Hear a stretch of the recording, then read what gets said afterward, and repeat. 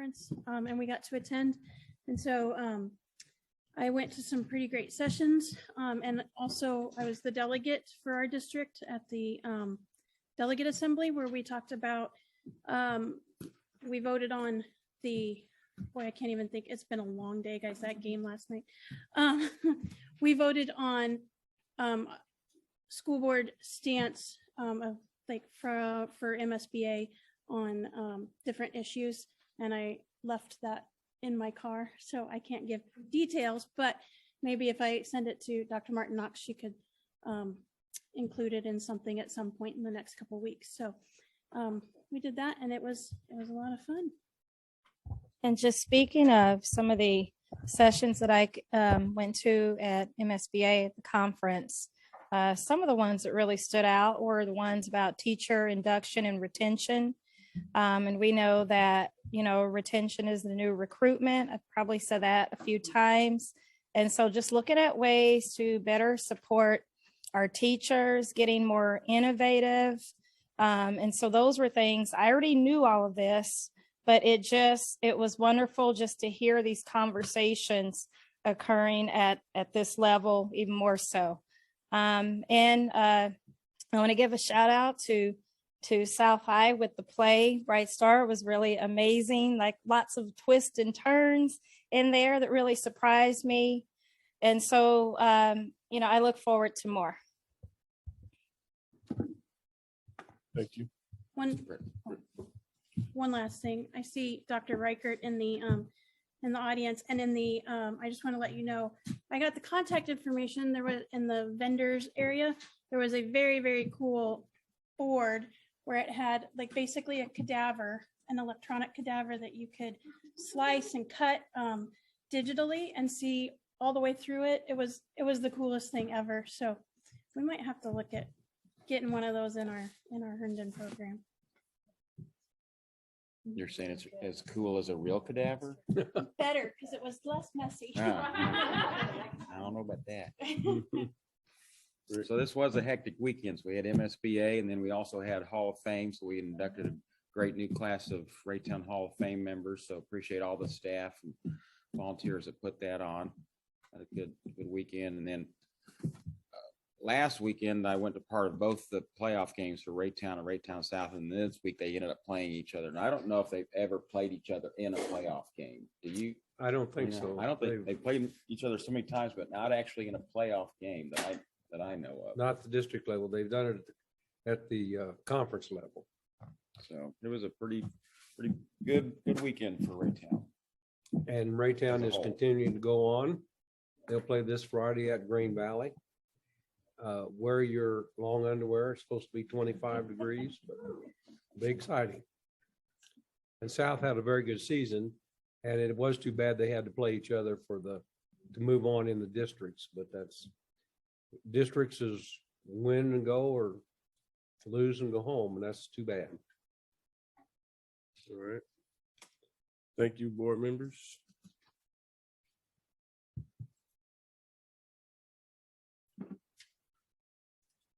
Next, we have the report of the superintendent. Good evening, Chairman Burton, Vice Chairman Ms. Plank, members of the board, and members of the Raytown Quality School community.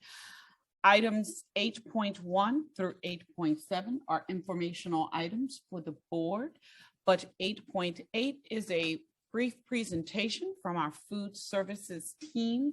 Mr. Gibson and Ms. Dana, would you please come to the front table?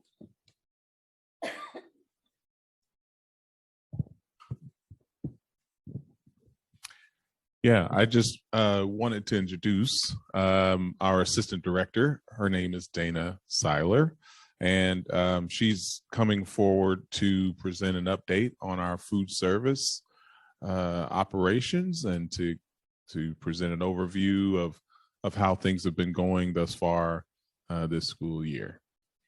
Ms. Seiler. Is it on? There we go. Good evening, Chairman Burton, Vice Chairman Plank, board members, and community. Thank you for this opportunity to present to you guys tonight.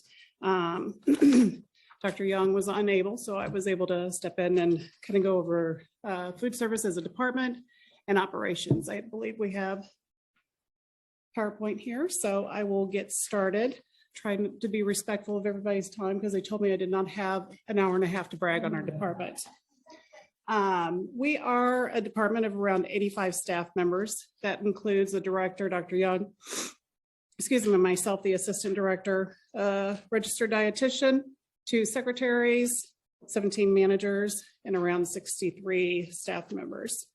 In addition to that, we do contract with Best Professional Placement. Currently, they do support our secondary sites, and with that, it allows some flexibility when we evaluate operations on a daily basis. If we need to shift, support an elementary, something along those lines due to absences or vacancies, we can do that. We do provide meal services to 20 sites.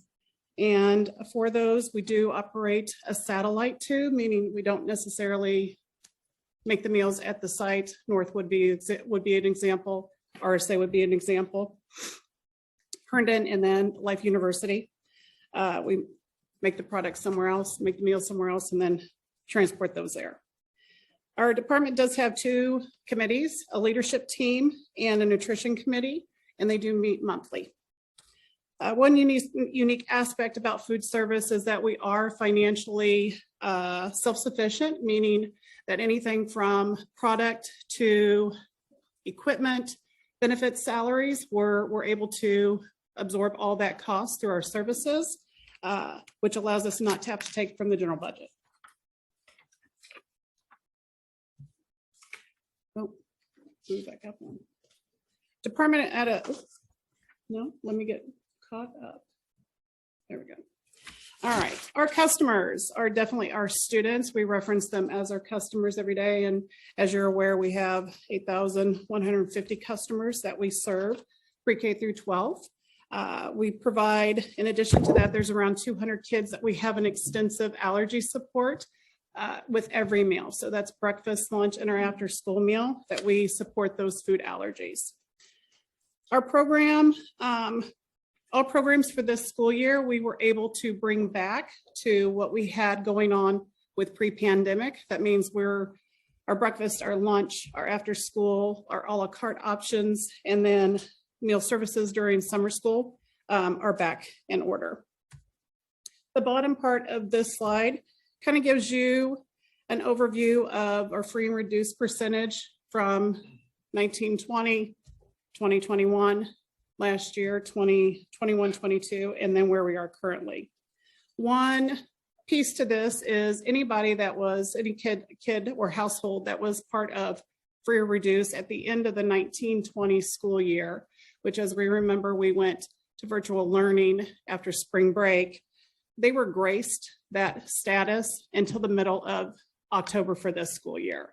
That has since expired, and parents, just like all of us, are getting used to those normal routines and expectations of what the new school year brings and filling out those applications.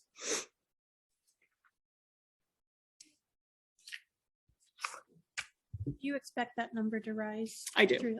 Yep, I do. Good question. Next slide, meal participation. Again, we just kind of provide an overview of 1920, 2021, 21, 22, and then where we are currently. Again, going to virtual learning in the 1920 school year at after spring break. We weren't able to continue with the after school meal. We did provide breakfast and lunch through curbside delivery. I believe it was housed at RSA or RSEC, for those of you that would remember that. During the 2021 school year, that very fluid year of where we started virtual, I think we brought back pre-K, elementary, RSA in October sometime. By the end of the first semester, we went back to 100% virtual learning. And then second semester, we tried to bring kiddos back. So if in the 2021 school year, you see, we were only able to offer breakfast and lunch. Anytime we were virtual or had a virtual option, we did provide a curbside to patrons and their kiddos during those times as well. Unable to operate the after school meal. Last year, we were able to bring all programs back at some capacity. including the after-school meal, which is that third column, that yellow column. We started the in-classroom breakfast at pre-K and elementary, and then we operated at lunch, or regular services at lunch. So you see a spike in the total meals for the school year during the 21-22 school year. For this year, again, I think I already stated this, but we were able to bring back all services prior to the pandemic. That was able to be accomplished through a number of different things, conversations about adding labor time, kind of rethinking the way our programs look to service everyone and bring back those opportunities for our kids. Because again, our kids are our customers. An elementary, I started speaking about this on the last slide, just towards the end. An elementary highlight at the end of the 1920 school year, elementary breakfast, we operated at about 55% participation. Currently, we are at 70% participation at pre-K and elementary. What that speaks to is a little bit of the in classroom meals being taken to kids, or meals being delivered to kids. Two big positives that have come out of that. We started at COVID, realized that, you know what, this is a pretty good opportunity. We now have more meals in more kids' hands, or they're eating. In addition, they're gaining curriculum minutes in the classroom. That means kiddos are not having to come through a service line to grab their meal. They're already in the classroom. We're providing that to them. This increase is around 15% of a jump, and that makes us about 25% higher at the national level.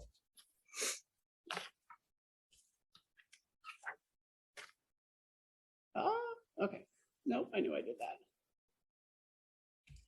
Some guidelines that we have to operate under. I know you had a few other documents that were provided to you.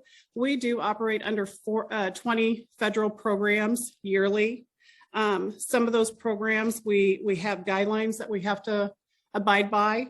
The USDA National Nutritional Guidelines and related regulations drive what we do, how we outline our programs, and what we are able to serve our kids. These regulations are different based on the grade levels, but what we strive to do is make sure if we have a range, I'll provide a food service example. If a kiddo can have somewhere between a half a scoop of something and a full scoop of something, we're going to err on the full scoop side of it. So we provide the most that we can per grade level. In addition to that, we have annual contracts that we are held to through DESE and then the Health and Senior Services. Additionally, food safety and sanitation, always top priority. We have regular visits from our local health departments, and each of our staff members have to hold a food safety food handler's card and complete, they obtain that once they complete safety tests.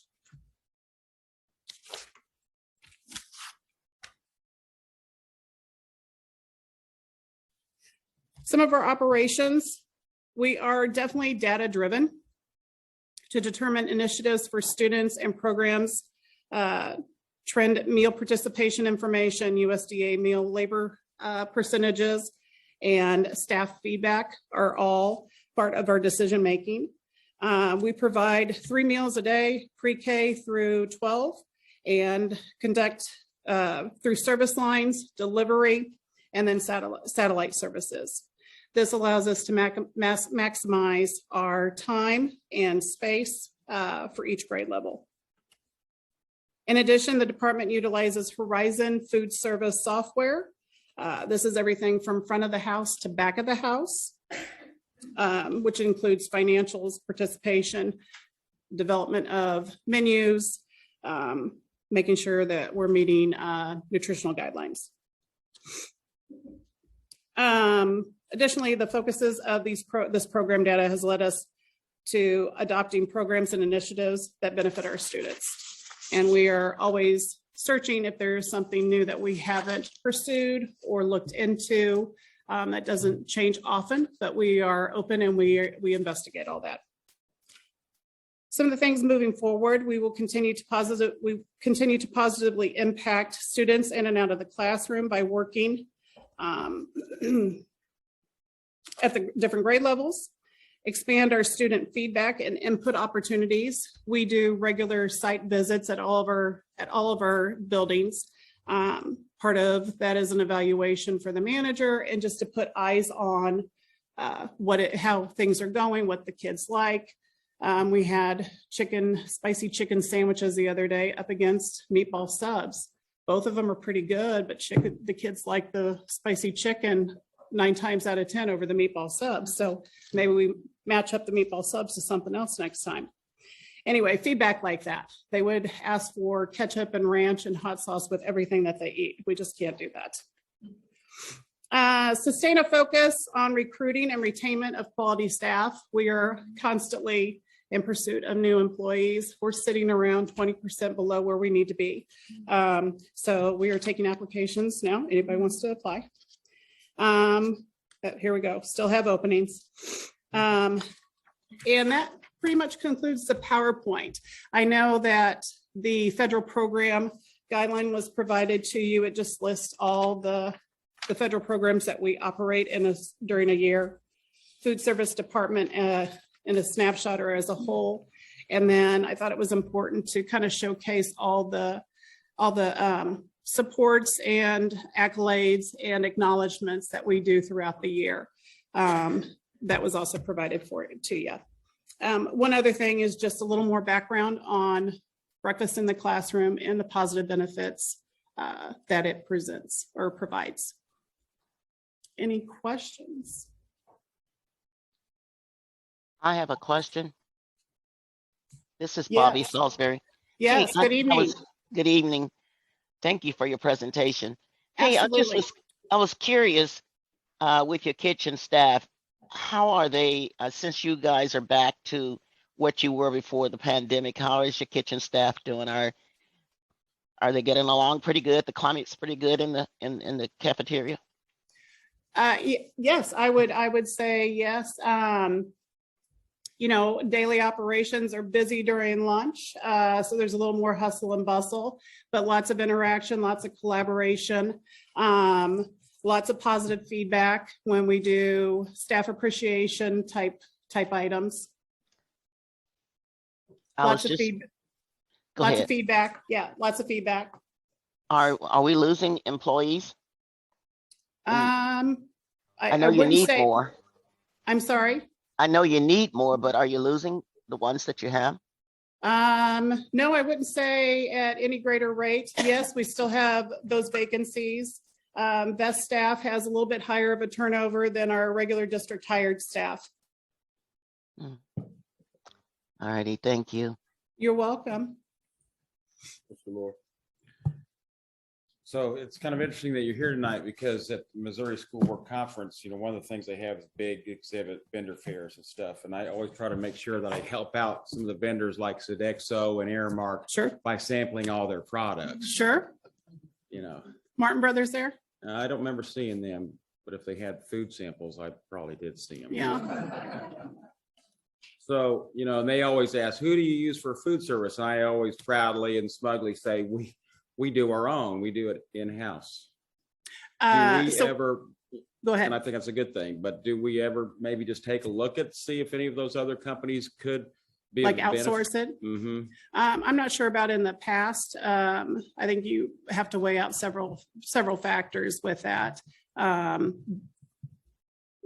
don't know if it's ever been truly looked at, but certainly that's something we could do. Vest kind of serves maybe a gap filler in that we outsource temp staff from our Vest services and filling that need. I don't know if necessarily that's an option, but not something we'd have to roll out either. Yeah. First of all, I want to say thank you for all that you do in the department. Thank you. I'm also interested in looking at this recruiting and retention piece. And I know that this is an issue like everywhere.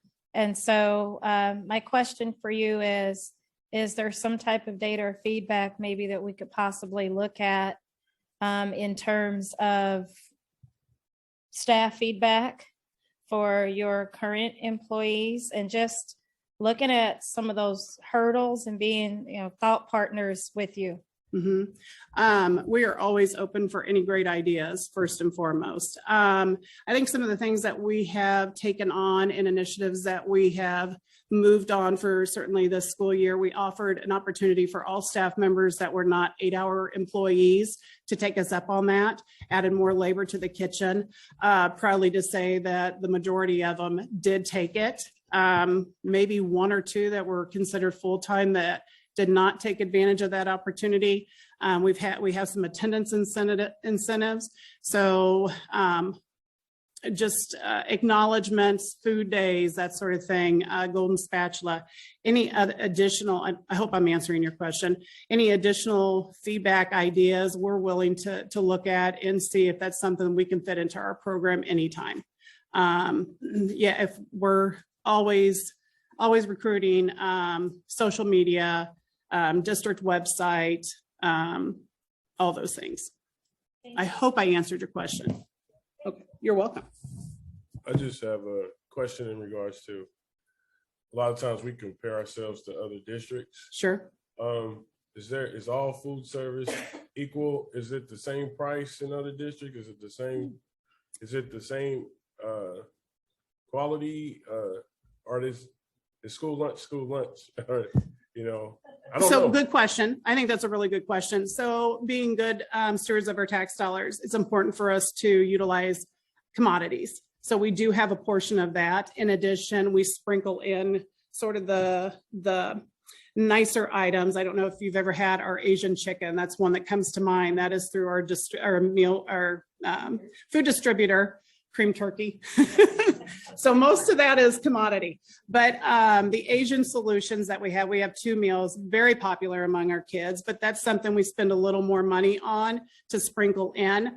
I know I get feedback. I too go to shows and conferences and that sort of thing. And when I compare what we're providing to our kids to what others are doing for their students, I like to brag on our department. I think we're doing an exceptional job of what our kids like. When you go into the school and you hear a kid say, "Oh my gosh, it's my favorite meal of the day, and it's mac and cheese with the little smokies," that's good feedback for what we're doing. The meal kits, I don't know if you're familiar with the after school meal kits. Those are like hotcakes. Our elementary kids and our pre-K kids, they're almost 100% participation on a daily basis at some of our sites.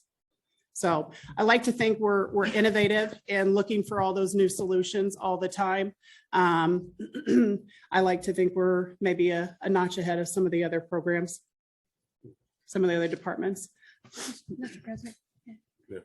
I just want to say, tell your staff thank you. They are another line in a long line of people invested in our kids. Yep. I know my kids would come home and talk about their favorite lunch lady. Ulu was amazing. Yep. We and still so have Ulu. We still have Yep. Ulu.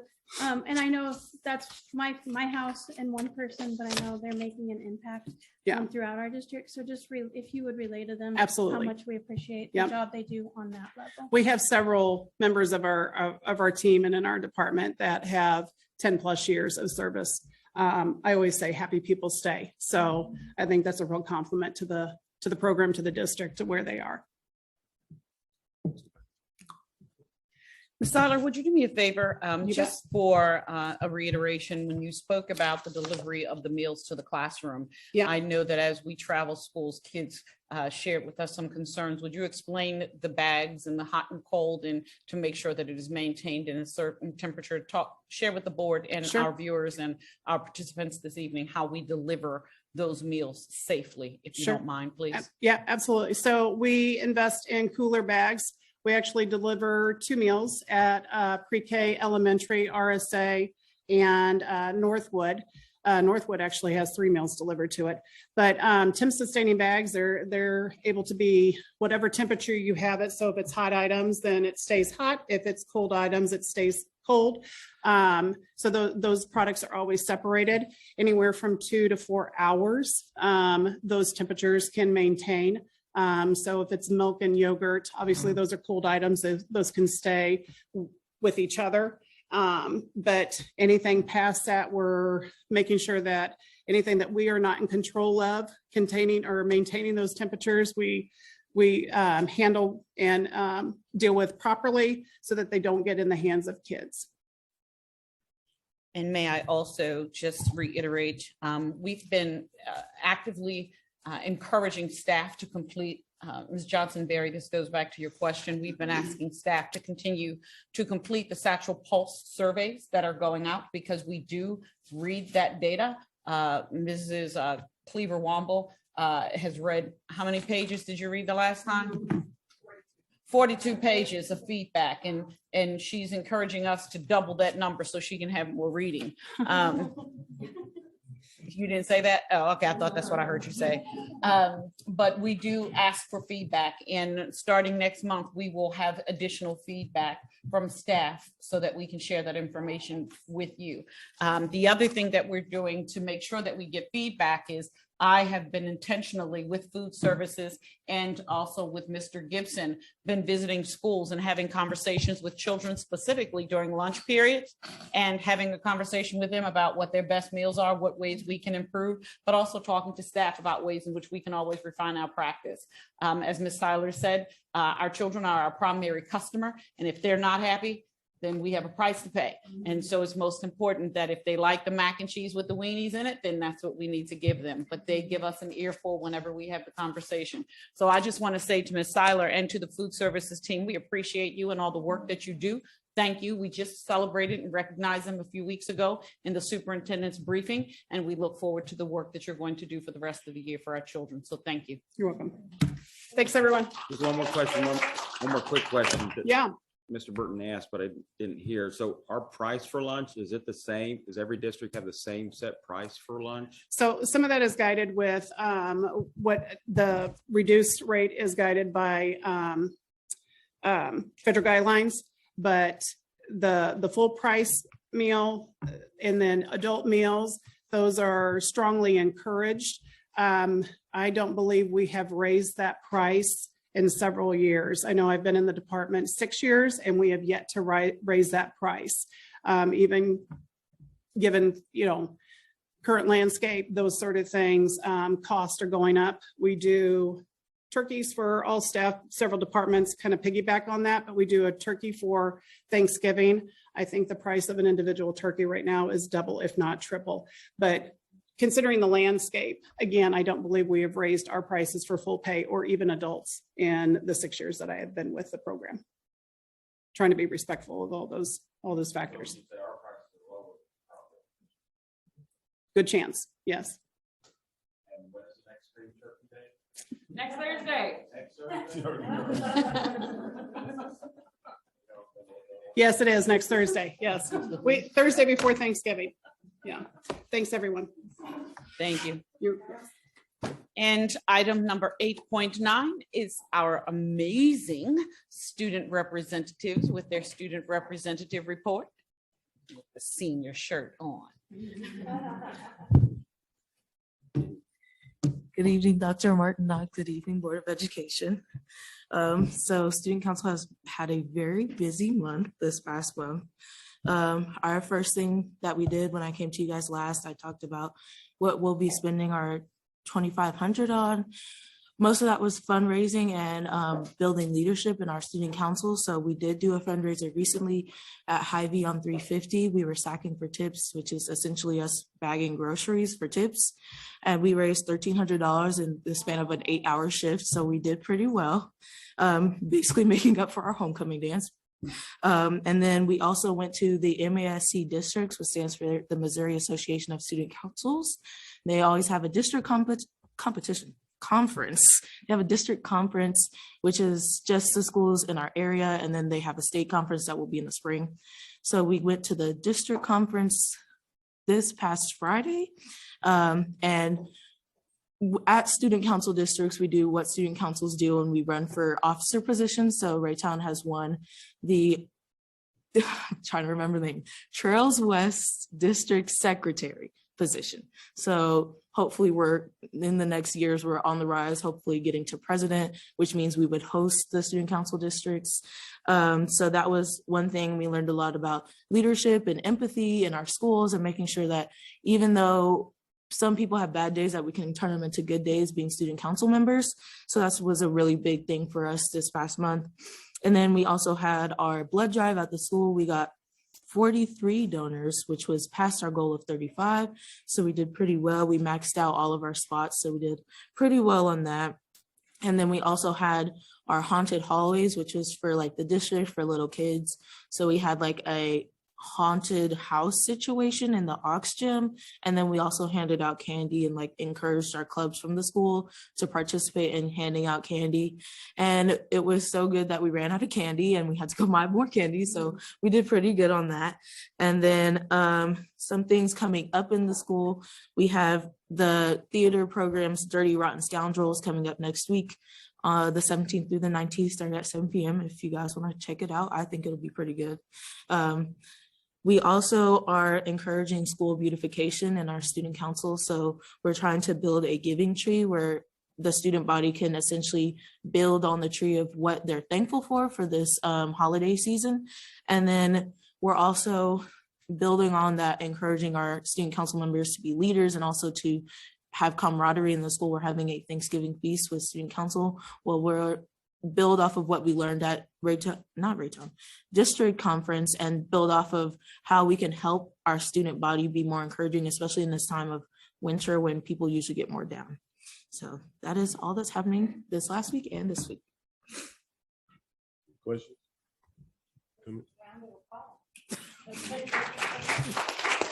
Thank you.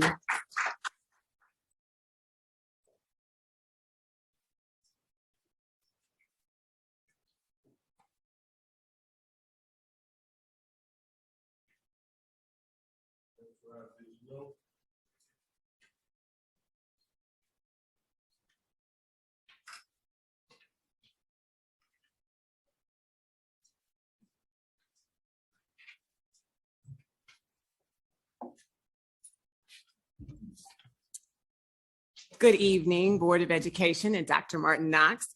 A few quick highlights that you will see on your Did You Know sheet. We included some photos of our Great Expectation students who had a special visit from the Raytown Fire Department during one of their days off from school. Want to say congratulations to our culinary students for a successful opening of their Cinder restaurant. And then finally, you will see some photos of our youngest learners at New Trails having some hands-on learning. And finally, we want to recognize our November Ray of Hope honorees. And let's learn a little bit more about Zaya Akins and Ryan Shaw in this video highlight.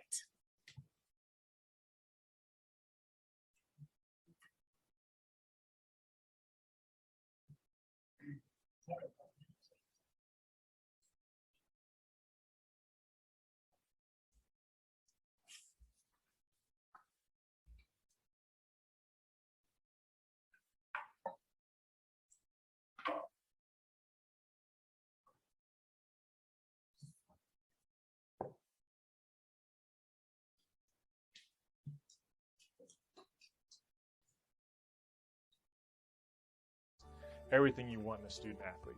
Zaya represents a ray of hope in a couple capacities. The story I always think of is when she was in middle school, she had a major knee injury.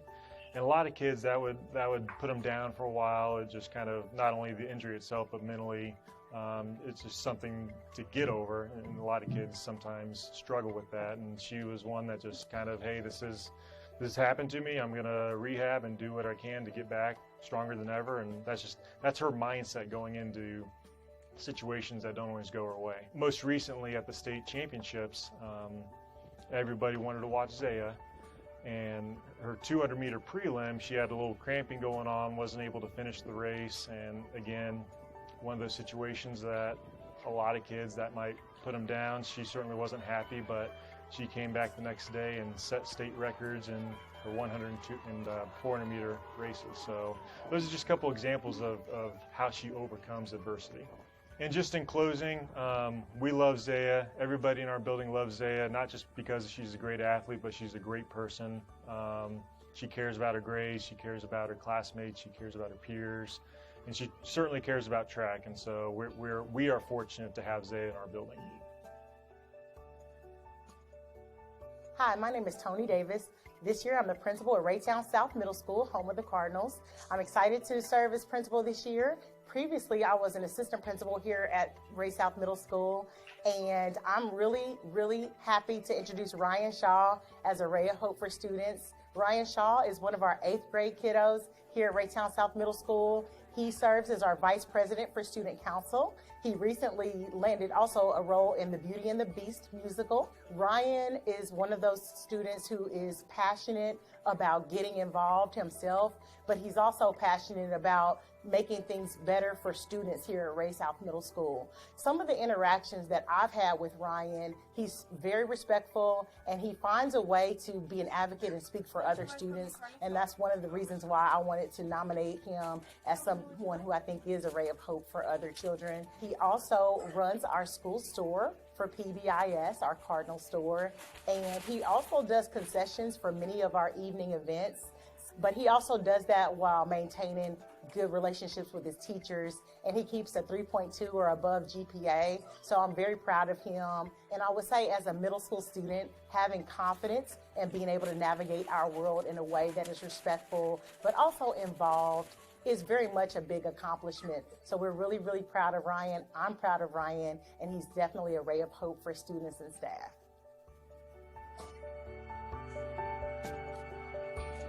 Congratulations.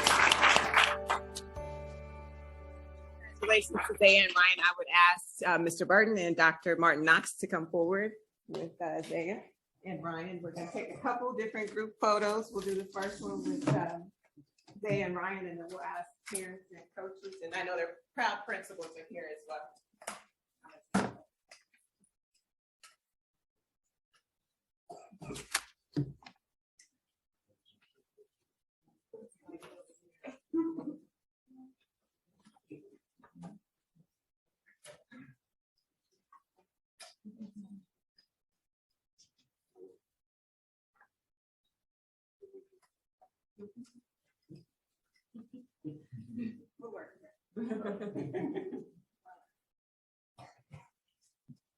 And principals, says if you all want to join us for a photo, you can substitute.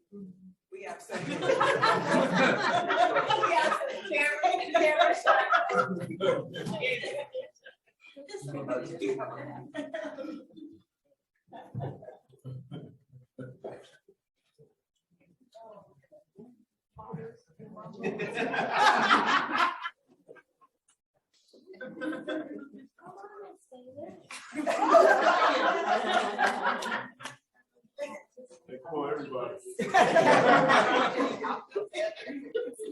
That's all. Okay, we eventually got everybody up. No, we don't have. We don't have him.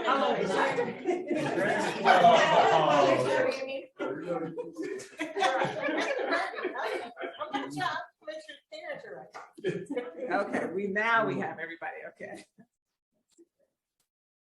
Okay, congratulations.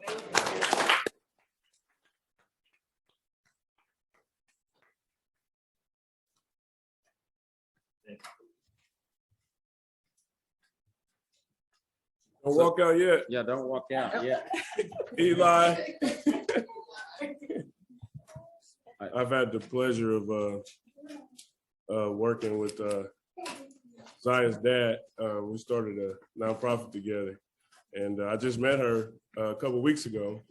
I brought my granddaughters down there to work out because I told them all about her, so they're really excited. I'm still planning on coming. I know so we got it. I'm really happy for you guys. And the young man over there as well. Doing a good job. Keep up the good work. So Zaya,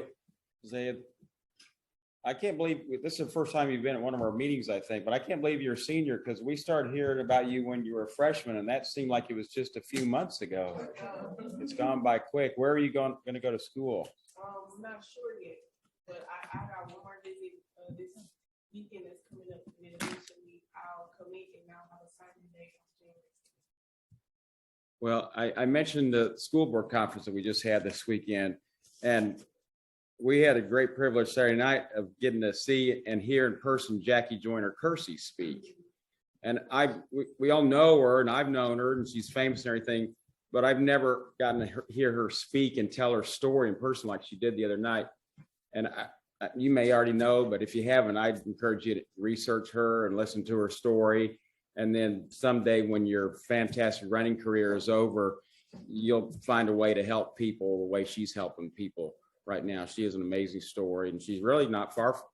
She's from East St. Louis, not far from this area. So she's a great lady and a great story that she has to tell.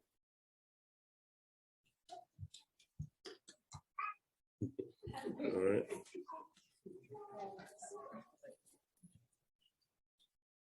Okay, moving on.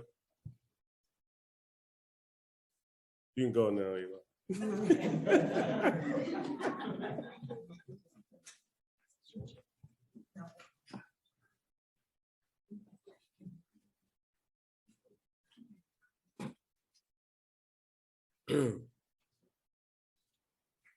Next, we have our public comment period on the agenda items. We do have one person signed up. We have 5 minutes will be allotted for the person speaking, except in instances where there's 6 or more, which we don't have. And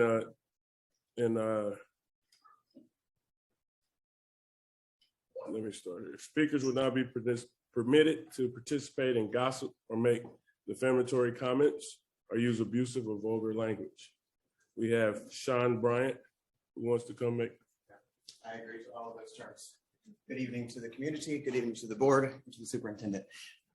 My name is Sean Bryant, and my Raytown roots run very, very deep. My first home was in Raytown. My current home is in Raytown. My parents met while attending Raytown schools, and my first teaching job was even here in Raytown. I now have a master's degree in curriculum and instruction, and I'm finishing up a doctorate in education, focusing on organizational leadership and development. I'm also fully trained and certified in the Trauma Smart program that's being implemented in the district this year. As an educator living here in Raytown, the success of this school district is very important to me. And so today I'm here because I've noticed that our discipline system is kind of broken. Criminal justice research indicates that punitive consequences do not prevent recidivism, meaning the crime will occur again. And I am not saying that our young scholars are criminals. I am saying our discipline system is punitive. In-school suspension and out-of-school suspension, ISS and OSS respectively, were given to students over 1,500 times through October. ISS and OSS results whenever teachers have given enough disciplinary referrals. So there's no telling how many referrals have been written, but we know that in a district with barely 8,000 students, there's been more than 1,500 ISS or OSS counts given just since October. This is a problem, but one solution I have will cost nothing to implement, and it will have an immediate impact. Pilot a program in at least one school at each level in which educators are prohibited from writing subjective disciplinary referrals on the day in which they allegedly occur. Teachers are human beings, and they get reactive when they feel someone has interfered with their lessons. According to this month's discipline reports, 46% of all of those ISS and OSS counts result from teacher disciplinary referrals written for subjective reasons, disrespect and disruptiveness, 696 counts. But we're putting teachers in the classroom faster than we ever have before. Trauma Smart is a good first step, but it is not enough, and it is not immediate enough because teachers themselves become reactive. Listen to this surprising statistic. District-wide, ISS and OSS has been given out for bullying just 6 times this year, but bullying is a lot more prevalent than that. So it is not about disrespect in general. It is about teachers feeling they've been disrespected. Reactive teachers should not write referrals, period. My proposition simply requires that teachers get a restful night's sleep before writing referrals. That's it. I guarantee an instant drop in referrals written, which means students won't receive ISS or OSS so soon. Here's some more data from the reports. The long-term suspensions are biased. While 50% of the district's students are males, they received 70% of long-term suspensions. While 50% of the students are Black, they received 60% of the long-term suspensions. And while a quarter of our students are white, they only received 20% of the long-term suspensions. Also, attendance is down across the board, whether you look at overall attendance or the percentage of students reaching that 90% threshold. But interestingly, 23% of all of our ISS and OSS counts were from absences or tardies. That's right. Students who aren't coming to school are being punished by being told, don't go to class. Also, comparative data is concerning. More than twice as much ISS was given in the district this August than last August. Also, this September alone, there was more than twice as much ISS given in the high schools than all of last year's first semester combined. We cannot delay in taking action. My proposal will immediately drop the number of discipline referrals that administrators will receive, which will decrease the amount of ISS and OSS given to students. This will increase attendance and time in class, and then academic achievement will follow. Disciplinary referrals and records follow students wherever they go. So if a student here transfers to, say, Kansas City, they have to apply for a high school to get in. And students with tarnished discipline records won't get into a high school that challenges them appropriately. Why are we doing this to our own students in our own district? So my suggestion, no referrals submitted for subjective reasons like disrespect or disruptiveness on the day they allegedly occur. That's a step we can take right now. I still have a few other suggestions for more long-term sustainability, such as implement a student discipline appeal process in the middle and high schools, monitored by student government. Form a committee to collect demographic data on all discipline referrals, not just ISS and OSS, and also include the name of the referring educator in that data. And then finally, have all district students complete the climate and culture survey that DESE itself released, and then form a committee to draw conclusions and propositions based on that data. My name is Sean, and for me, it's all about the kids, and it is all about dignity. And thank you so much for your time this evening. Thank you.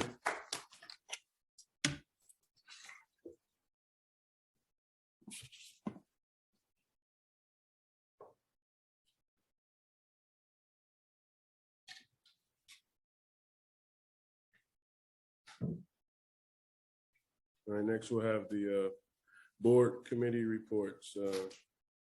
Finance committee. Do you need a motion? What? Mr. President, are we doing the motion? Oh, motion, I'm sorry. I move that the board approve the minutes of the October 10th, 2022 Policy Review Committee, the May 17th, 2022 Safety Task Force Committee, and the August 8th, 2022 Finance Committee. Motion made and seconded.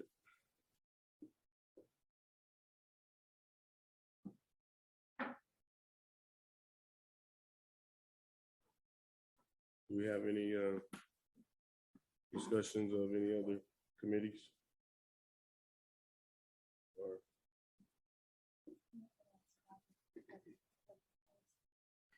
Bobby, Ms. Bobby?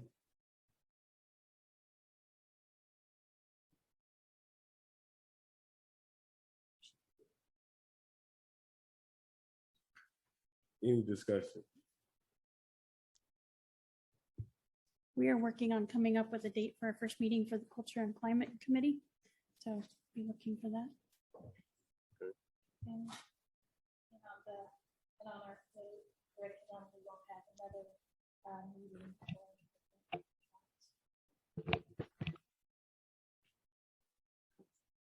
Ms. Bobby? Yes, can you hear me? Yes, you want to say anything about the policy committee? Yeah, I do. Just allow me to maneuver here. Okay. Okay. The policy committee met on October the 10th, and some items that we discussed.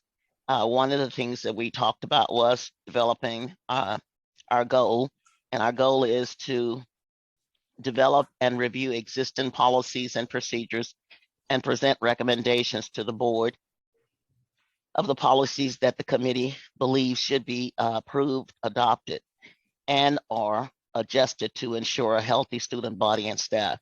The adoption of new or revised policies will receive the consideration of administration and legal. On the 10th, we discussed policy GCBA. This is before the board tonight. This policy reflects a change of date. Instead of waiting 1 year for compensation, there can be compensation mid-year. This makes Raytown more competitive, as well as being a layer, multifaceted approach. The increase is based on the degree at the time the course is completed. Raytown is moving the 9/1 deadline for transcripts. There are 2 times to get approval, September the 1st and the last day in the semester, December the 19th or so. This allows for degree advancement and column change. If an educator finished a master's plus 30 in May, and there was an increase in pay for all teachers, the educator would receive this pay as well. Then we discussed policy GBCB, staff conduct. As a committee, we want to discuss this further. Also, in reference to policy KL, public concerns and complaints, this policy has to do with the district response time to complaints. The committee will review this policy at next month's meeting and make a recommendation. Thank you. That concludes my notes. Thank you, Ms. Bobby. I do know that the Capital Improvement Committee met also. I wasn't able to attend. I wasn't able to get a flight back, but our chairman of that committee is not here tonight. But from the notes from that meeting, looks like we got to isolate and discuss some in detail things about the capital improvements that we plan coming forward for the next year. You guys have anything? Yeah, I'll bring that. We have some action items that we're. Okay. We'll talk about here momentarily. Yep. Okay. I think that's it. Can you vote? Bobby, Miss Bobby, you can vote? I have. Okay. Motion passed.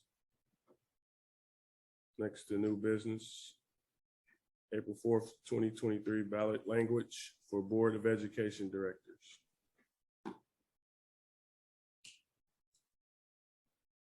Motion.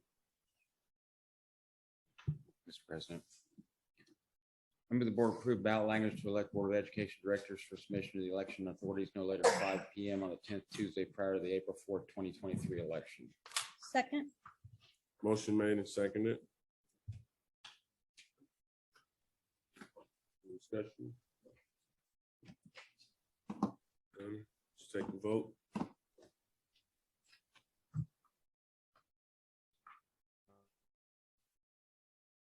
Yeah.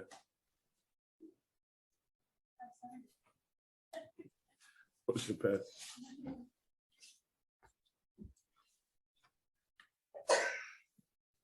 All right. Next, we have the 2022 HVAC upgrades. Good evening, Mr. President, members of the board. I'm bringing to you a package that goes through, as you know, our HVAC systems have been aging over time. What we're bringing to you now is pool packs at the Wellness Center. Their average life expectancy is about 15 years. They're currently at 24 years old. When we start looking at lead times on them, the lead times are anywhere from 20 to 35 weeks. We also looked at rooftop units at Raytown High, Blue Ridge, and Eastwood Hills that are at the end of life. We're gonna make a motion first. Okay, sorry. I'm sorry. Mr. President, I move the board approve Stanger Industries for the work at various locations around the district.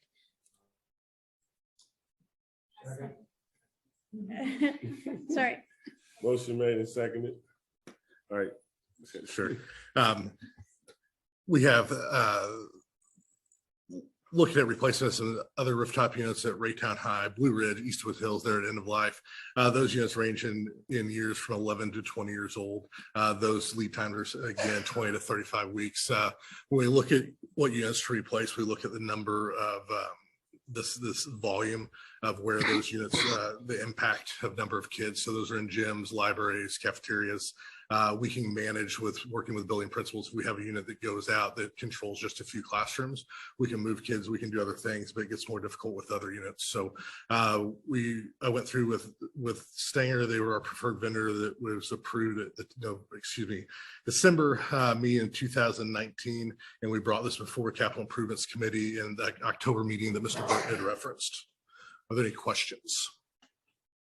I have a quick question. Sure. So I know we've had some issues with our swim team and some of the whatever. Will this resolve what's going on? It with will. that? That specific issue you're talking about is because a panel got blown off the rooftop unit.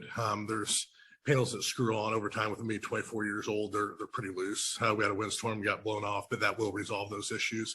It'll also prevent us by doing them while we're still alive.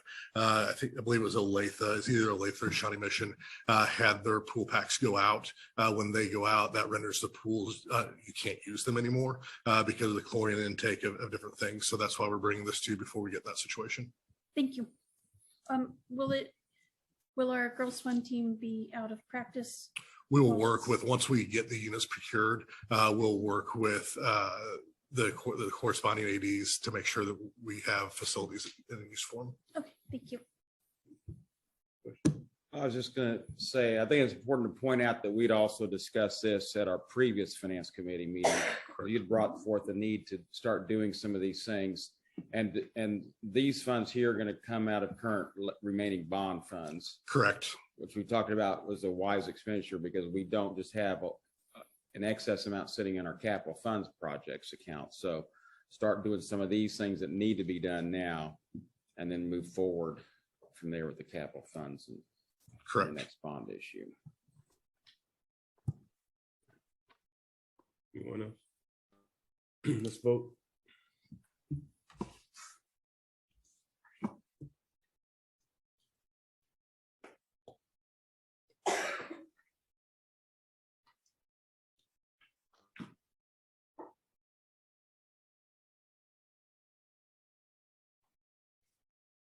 Next, we have school and at-risk counseling, foster, homeless, homebound, 504 program evaluation. Hello, good evening, everyone. Good Dr. evening. Martin Knox, board members, thank you. Oh, we're gonna make a motion here. Oh, sorry. Yeah, no problem. I move the board of education accept the school and at-risk counseling, foster, homeless, homebound, 504 program evaluation. Second. Motion made and seconded. Okay, how are you all this evening? Doing great. Good. Thank you for having me. Dr. Cordell sends his greetings. He has unfortunately had an unexpected death in the family, and so he is unable to be here this evening. So I am here just to kind of go through our school counseling and at-risk counseling, homeless, foster, regular education, homebound 504 program and services. It's a big mouthful. It's a potpourri, but all of these things are really important in our district, and I oversee a majority of these, and I have my hands in touching many of these things as well. So school counselors, what we wanted to do is just kind of give you an overview of and a snapshot of what our school counselors do on a day-to-day basis with our students. They are busy from start of the day to end of the day, after the day. We have, they follow up with parents, they follow up with students, they make connections with our community agencies and just make sure that our students have what they need and to set them up for success from pre-K and kindergarten all the way up to the high school level. So we have lots of programs that we have within the districts, but we also have a lot of processes in place that are designed to keep them engaged and make sure that we're providing interventions and getting students connected with what they need at the time that they need it. Just to give you a little bit of data from the district, these are our hotline calls that are made.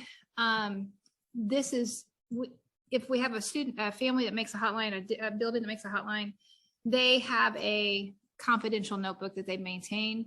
And then from a district standpoint, we ask that they just complete a Google form so that we can capture that. This is a snapshot of that information. And just so you can see from last year, the disposition of the calls, 36.8% of the calls made did not meet the child abuse and neglect standard. 46.5% of them were taken as child abuse and neglect, and 16.7% were taken as referrals.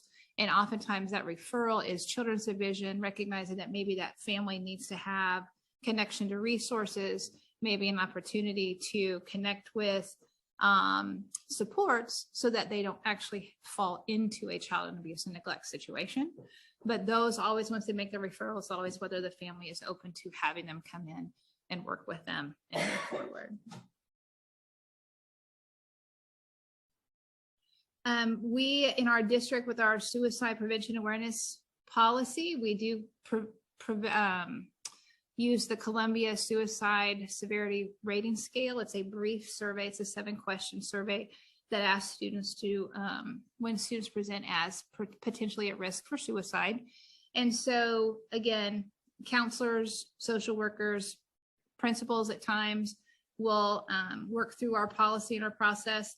And you can see in the 1920 school year, obviously 2021, we were in the pandemic and virtual. We still had interaction. Elementary was in buildings a little bit more. So you see that we did have some elementary screeners that year.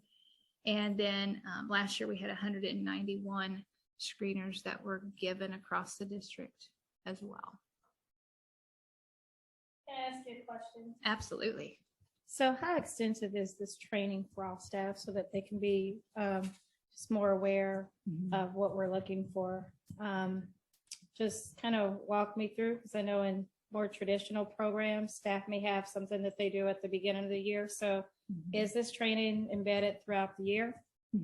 Yes, we have in the board policy, the board started the year, there is about a 20-minute video that has an overview about the signs of suicide, warning signs, looking for proactive protective factors for students, and warning signs that we need to look for. And then as a part of and as a companion piece to our signs of suicide screening that we do with all middle and high school, as well as our 5th grade students, entire staff is provided with another intensive training. It's about a 35 to 45, depending upon the depth of questions the staff has, but it will go through again what we can do as trusted adults, things that we can look for, things that we can watch for. How do we make connections with students? How do we help build up those protective factors with them so that they can be more aware? And above all else, the Signs of Suicide program is not to say, hey, this kid's suicidal, but it's more to empower students to seek help and to give them that help seeking ability to know that if they have a student, if they have a peer, if they have a student, if they have themselves who have concerns, things that they're struggling with, that they can go and seek help from someone in the building and identify those trusted adults that they can go to. Okay. Did that answer your question? Okay. We also, through the work of Dr. Cordell and having lots of good conversations with our community partners, we actually have 3 community partners that we work with to provide counseling and resources and support to students in district. And so we work with Rediscover. We have, I think currently this year, there are 2 school-based clinicians. We have CAPA, which will allow us to have and make referrals for counseling. All of these counseling services are free to our families. So the biggest impact that we're seeing right now is with Preferred Family Healthcare. We have 3 site-based therapists that are at South Middle, one at South Middle, one at South High, one at Raytown High. And currently we have over 70 students between those 3 sites who are currently seeing the therapist, working with them. We have had, if I remember the numbers, we've had 11 students who have been discharged from that. So that means that they've had that growth, that personal growth, they're able to work through and have successfully completed their therapy to move forward. So we've had 11 in one building, 18 in another, and 6 in the other, I believe is the numbers on that. So we have a lot of good resources, and this, being a longtime Raytown person, this makes me very happy because we have been, for many years, we were a mental health desert. We did not have mental health supports. And so now Rediscover has moved into the area. Preferred Family Health is wanting to maintain and build and develop that partnership with us as well and strengthen that partnership to serve our community as well as what Kappa is doing for us. So we're very pleased with those partnerships. Mr. President. So when you say, what did you say about 70 kids are seeking therapy at one of those places? No, 70 students are receiving therapy at school At between school. Raytown High, South High, and South Middle. Okay. So they get it. So rather than having to check out, take 30 minutes, hour to go to an appointment, wait for the appointment, go to the appointment, come back, or maybe even miss a full day of school, they're able to just come. The therapist will go get them. They come, they get checked out of class, they go, they have their therapy session, they're able to go back. Some of the buildings are also doing groups, small groups with some of those students as well. Well, that's great. So how do the kids get identified to or get signed up? That to be really a- reflects back to that first slide where we have our grade level support teams, particularly at the high school, where they look at all those factors that the students are struggling with, whether it's attendance, behavior, peer interactions, depression, anxiety, any of those mental health concerns that they have. And so through that process, the grade level support team, the counselor will then go back and reach out to the student, have that conversation private with the student, and then reach out to the parents and to make that referral and sign them up. So in some ways, the success of that program by itself might never be known because sometimes we talk amongst ourselves about different discipline issues, what's being done or what could be done. This sounds like an answer to one of those questions, but when they're successful, and so it's a fight or some kind of discipline that never happens, which is a great thing. Correct. But it's Yeah, not it's really hard for us sometimes quantified to say, capture the interventions and what doesn't happen Yeah. to be able to see that we are making a success. So we should see those discipline numbers start to come down though, as we get some more of these supports in place for our students and provide more consistent intervention with that. How long does those sessions last? Is it the same for Most of each the time, kid? they're about 30 minutes, about 30 minutes or so. Thank you. I have a question. Yes, Ms. Salisbury. I was just curious. I know Mr. Mora asked a question, but I'm just curious. Does the teachers refer students to you guys, or there are some symptoms that you're looking for from the various students to determine whether or not they should be in therapy?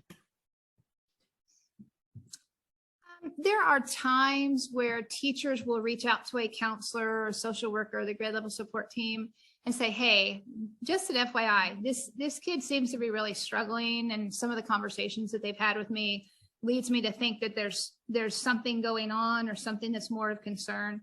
And so that's just where the counselors and social workers, those relationships that they have and the interventions that they do and the conversations with students allows them to help that student know that they can talk with the adult and then determine if there's something there. Oftentimes students will say at our high school level, our students are very keen and very much more aware of mental health and being open about talking about mental health. And oftentimes students will come and ask on their own behalf. And so that's part of that. And then again, through that grade level support team, particularly at the high school, looking at some of those attendance data, the behavior data, and again, trying not to look at those things in isolation, but looking at the whole child and their overall success and what they're doing.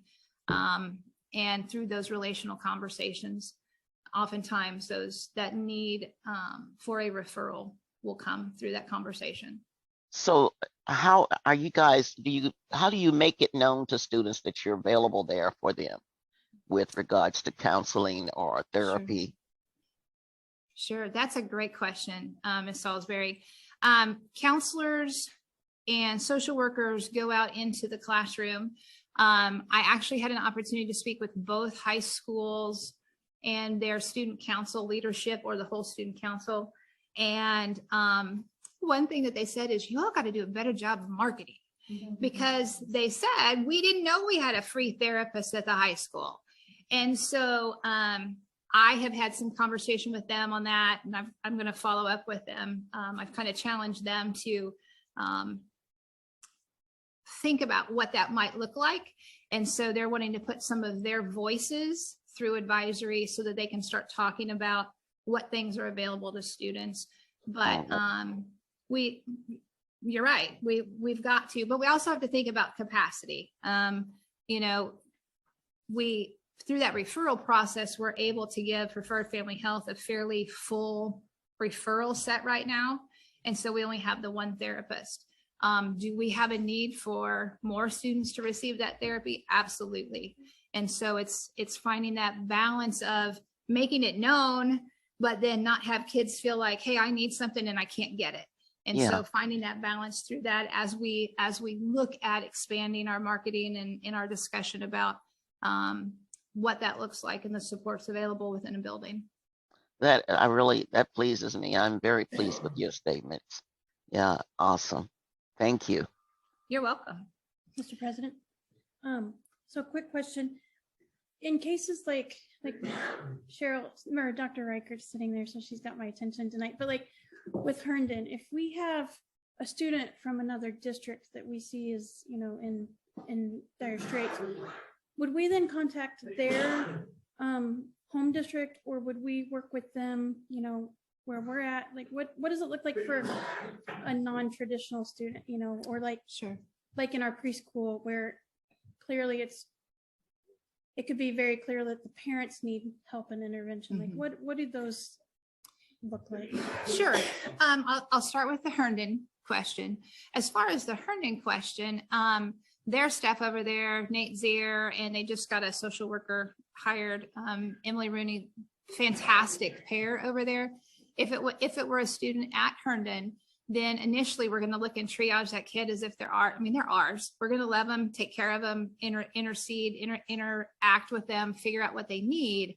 But yes, we do collaborate with the home school, and we look at what kind of resources they have in place at the home school versus here. And then depending upon the need and depending upon the circumstance of the student, perhaps it's a McKinney-Vento student, perhaps it's a Foster student.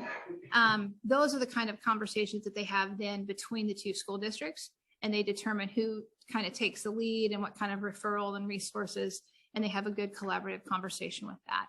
As far as the itty bitties, and we realize that for the younger kids, that's probably more of a parent piece. That's where our conversation with CAPA would come in and Rediscover. Those resources have family counseling. Those are some things that we can refer to and get them resources. CAPA has some great parenting classes and things that we can send parents to as well and refer for that.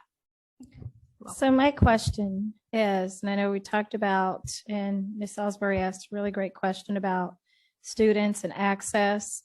And I know you mentioned that you know, we're at capacity. So it's one thing that you want to be able to support students, but we're at capacity. So we don't have like infinite numbers of individuals for this. But I'm concerned, like if you were just a parent in the district, whether you're new or you've always been in the district, is this something that is well publicized to them? I'm always interested about issues of access, as I find quite often in many programs, there are terrific programs available, but do they even know step one, what to do, where to go, like how to get access to remove some of these barriers? And I think if you were to go and look at our high school, particularly at the high school level, our counseling centers, their website, they have excellent resources there for parents that they can go to and reach out. Our school counselors at the elementary, middle school do an excellent job with pushing out resources to families that would need them. From my lens, we have, in fact, I just pushed out a newsletter to our families that provide them with resources and links to resources that they have. I think one of the things that we can always do better is provide parents with more information, more links. And I think one of the struggles that we've had is trying to find the right avenue for that marketing. What does it look like? How does it go out? How frequently? What information do we share? And finding that balance too between sharing these are resources and making sure that the families know that we can make the referral, but how good they are, how much they serve you is involved with your engagement as a family to take care of that and get engaged with it as well. So I think those are things that we can continue to look at and find ways to get that information there. But as much as we can, we have things posted. We have information posted in the buildings for students, for parents. And I think as we get into the more digital age, we need to continue to figure out the better way to market those things. I do serve as the district's homeless liaison, and so this gives you an idea of our homeless enrollment for the last 3 years. We were lucky. It was a very competitive grant. We had earned the Educating Homeless Children and Youth Grant. It's a 3-year grant. This is the final year of the grant. And we'll have an opportunity to resubmit when they open it again in the spring to see if we can get it for another 3 years. But we have a lot of money going to support our families and our students. Last year, we had 536 students who at the end of the year under the McKinney-Vento umbrella. Currently, we have 432 students enrolled. And traditionally, I can tell you that those numbers will continue to increase as we move through the year. So we are just kind of hitting the start and the peak of when our families and our numbers tend to increase. We recently just had a family that had a fire. There's all kinds of challenges that our families are facing. And so those things will come, and we will work to embrace those families and provide that stability for them. How difficult is it to a tracking process so that we can keep up with our families and so that we're aware with all the various transitions and everything? Are you asking for once they are under my umbrella with McKinney-Vento, or just in general? In general. One of the best ways that we use to track our families, believe it or not, is through our monthly attendance meetings that are held. So Sarah Oliver, our coordinator of attendance and dropout recovery, has monthly attendance meetings with every building. And also on that meeting is my case manager under McKinney-Vento, as well as Evelyn Velazquez, who is our bilingual family liaison. And so through those conversations and looking and tracking, oftentimes buildings will make a comment about a family or something has changed, but they hadn't looked at the lens with McKinney-Vento. And so we can go, wait, has anybody asked the parent this question? No, I don't think we have. Well, in following up then after the meeting, we're able to locate that family. We have really good working partnerships with the buildings and that communication. They can say, hey, this family reached out, they've moved again, they've come in. Hey, let's reach out, let's find out. And so we have, again, working on our marketing. Several years ago, we updated our district webpage. There was always this, before I really took ownership of it, there was this concern we shouldn't tell about McKinney-Vento, and we shouldn't say, hey, come tell us if you're homeless, if you're struggling and you lack fixed, regular, and adequate housing. And so we have put links out on our district webpage, even so that families can refer themselves, community partners can refer families, and even staff refer families. So I have emails periodically from staff who say, hey, I was talking to this kid. It sounds like this is what's happening at home. What can you do for him? And so we do that. So we work very hard to track those families and really the attendance and those type of things. By tracking that, looking at that, trying to provide and reduce those barriers, we identify a lot of our families and we're able to maintain where they are. So I had a follow-up to that. When you said when they are under your umbrella, how do you track to the point where they should no longer be under your umbrella, or does that status change in the middle of a year? Okay, so McKinney-Vento law says that once a student and a family enroll under McKinney-Vento, they are McKinney-Vento for the school year.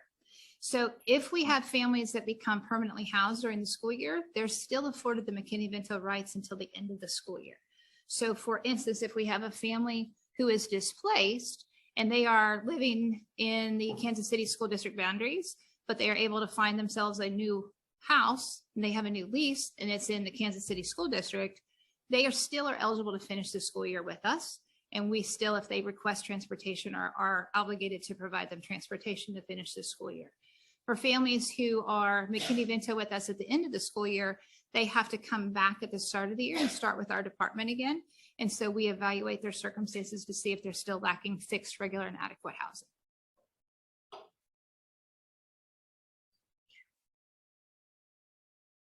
I also oversee our foster enrollments. And so these are the current foster numbers that we have for the last 3 years. Currently this year, we actually have 99 students who are enrolled as foster. As schools have become more normalized again since the pandemic, obviously the number of hotlines and things are increasing within schools. And so more families are finding Children's Division is getting more engaged in finding more students and taking students into care and custody of the state again. And then I also oversee our Section 504 for our students who have a mental health or medical disability that substantially limits a major life activity. So that could be breathing, it could be if they're a diabetic, it could be their endocrine system, it could be thinking or concentrating if it's a mental health issue. And so that's our number of 504 students in the district.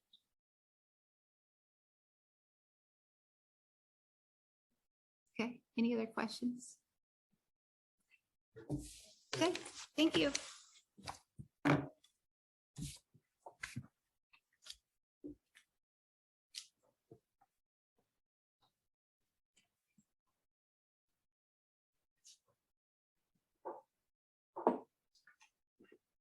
Oh, yeah.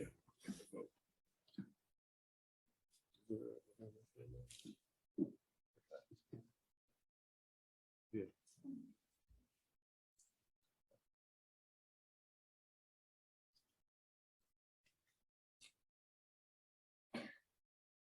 All right.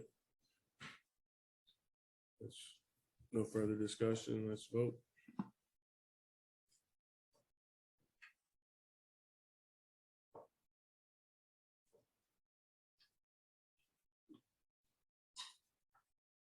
Ms. Bobby, you voting?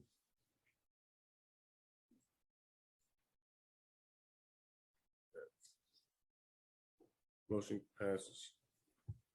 Mr. President, I move that the Board of Education approve the purchase of 10 Auto Tech toolkits from Total Tool in the amount of $150,000. Motion made and seconded. Good evening, Board. On the bid for the Auto Tech toolkits, just a little bit of history here. We go through a process at Hernan where our advisory committee helps make recommendations for equipment that we need in all of our programs. We do this on an annual basis. One of the equipment requests from 5 years ago was the replacement of toolkits that have been around longer than I have been working in this district, which is more than 20 years. And so we have done this in segments so that it was not the cost of all of them at once. And so in February of last year, I presented the enhancement grant budget that was submitted to the state. Then this fall, we presented that we were notified that we did receive the amount to be able to pay for 75% of the toolkits, which is what the enhancement grant is about. And so now we've done the process of doing the RFP so that we can move forward with trying to get those toolkits so that our students can use them in our program. And so that's what these toolkits are for. So the 150,000 here, is that our total budget impact, or we're just paying 25% of We're that? paying $37,500 Okay. of that $150,000, and that gets input into the tuition cost for Herndon, and so it's spread throughout all students that go to Herndon. Okay. So we've already received the grant, but we need to make the motion for the total amount to be spent. Yes, for this item. Was there a reason only one bid? I'm not sure. It was actually posted twice. We had 0 bids the first time it was posted. We reposted it and we got 1 bid. And so this is the same vendor that actually has provided the toolkits for us the past couple of years as we've been cycling them through. So that it will match what we currently have from the newer ones. You know where they come from? Where's this business? Total Tool, it's there's a vendor that Total Tool is the vendor. Britt is the representative. I know that he monitors the procurement site for the district to be able to bid on several No, I'm things. just wondering where are they located? I think somewhere here in Kansas City, because he actually does volunteer, like in terms of he will come out and provide information for our instructors to be able to use. Not always with students in the building, but help provide information for them to use in the classroom as well. So if we approve this, can Dr. Martin Knox get an oil change? Just so you know, we have a process. I'm kidding. All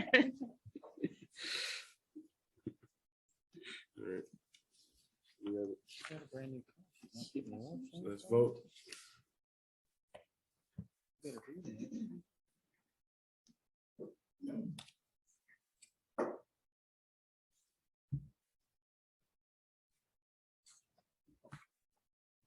Mr. President, I move that the Board of Education approve the purchase of the steel building kit from Worldwide Steel in the amount of $62,500. Motion made and seconded. The grant for this is the Gears 2 grant, and career centers were invited last fall to apply for up to $150,000 based off of COVID impact to students. And so we applied for those funds. And due to the number of career centers that applied and the available dollar amount, we were awarded the max that we could get, which was $135,000. A component of this, the reason that we applied for this was that our enrollment at Herndon has continued to grow, which is awesome. But sometimes because of the equipment that we need to teach certain units of instruction, it takes up a lot of space in the space that we have. So this steel building will actually be built by students. They will make sure the concrete is in good shape, and then they will put the building together. It will store some of our equipment. It will also remove some of the custodial items and things that are currently located in program space that, because enrollment continues to grow, I need more space. And so this building will house that, but it will be student built with the collaboration of our construction, HVAC, and welding programs to actually construct the building. The Worldwide Steel building is located here in Raymore. And so they are a local vendor. So this is a permanent building that they're going to be using in their education process. Correct. So do we also work then with Josh from Buildings and Grounds and where this is going to be positioned and everything? Where is it going to be positioned? Absolutely. Well, we're in the process of getting them. We have a couple of different locations on campus that we have identified as potential locations. But we absolutely have been working with Josh and his team for this grant to make sure that we, don't mess anything up that we shouldn't be messing up, but we will locate it where it's, nothing underneath and that type of thing. So it's in a good location. But yes, his team, Josh and I have had many conversations about this project. Is the two bids pretty close? Was it pretty much the same? I didn't read the quotes, or was it just low bid? Amazingly enough, this is the second time we've bid this project as well. The first time the bid came in over double of what this bid is, and that was not going to allow us to put the concrete foundation underneath the building. And so we rebid it. These two companies bid. The main difference was, besides the slight price difference, was that one of the bids, the one from Alliance, it excluded the two garage doors that actually would be pretty expensive. And so the bid that I'm recommending included all the things that we asked for in the bid, in the RFP. Was it the low one? Is that the low one? It was the low one, yes. So the higher one didn't have garage doors? Correct. Wow. Sounds good.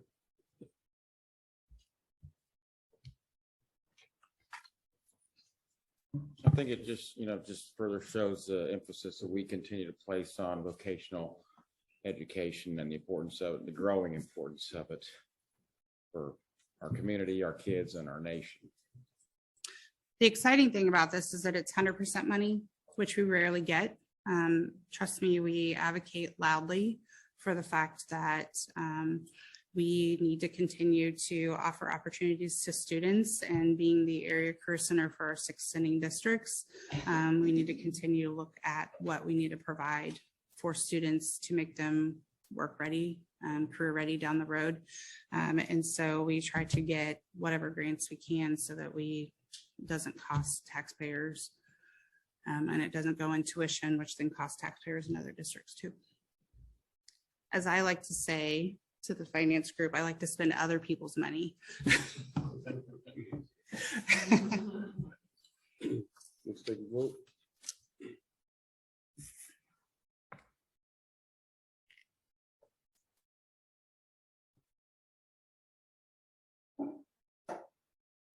Motion carries. Next, we have the first read of policy GCBA, professional staff compensation. Information.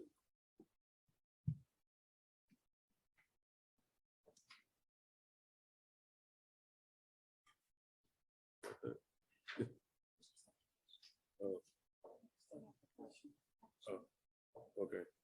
I thought, I didn't know if somebody had something to say about it. Okay. Yeah. All right. Mr. President, I'm sorry, if you wouldn't mind me going back to ask one quick question on the building, the Still building, just out of curiosity. So we're spending $62,500 on this building, and we're gonna have a permanent structure after that. If we were gonna go out and if we needed to build this building for our own standalone purposes, how much would we have to spend to build this kind of building? Neighborhood of 120 to 150. So we're saving at least half by doing this and using it for education also. Okay. Thank you.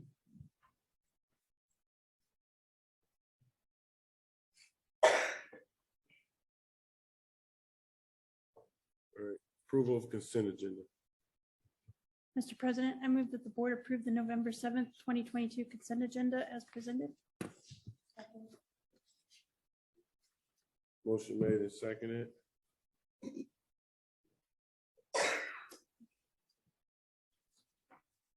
Okay. I'm gonna read out the donations we received this month.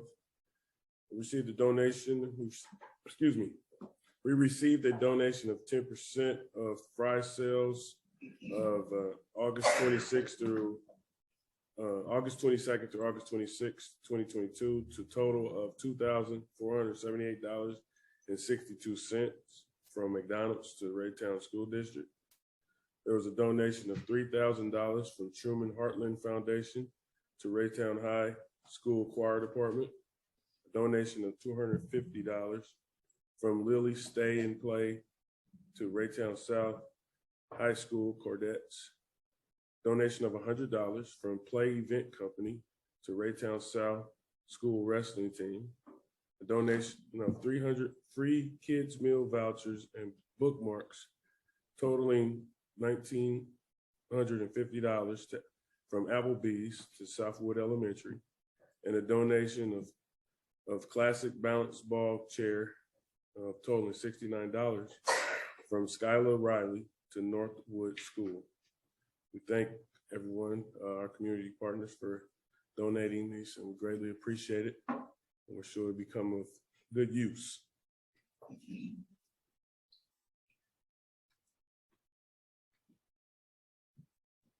Consent agenda. Bobby, Miss Bobby, thank you. Is passed. Next motion to adjourn. Okay, don't adjourn. We have more to do. We're going to recess. 8:17. You guys thank you for coming.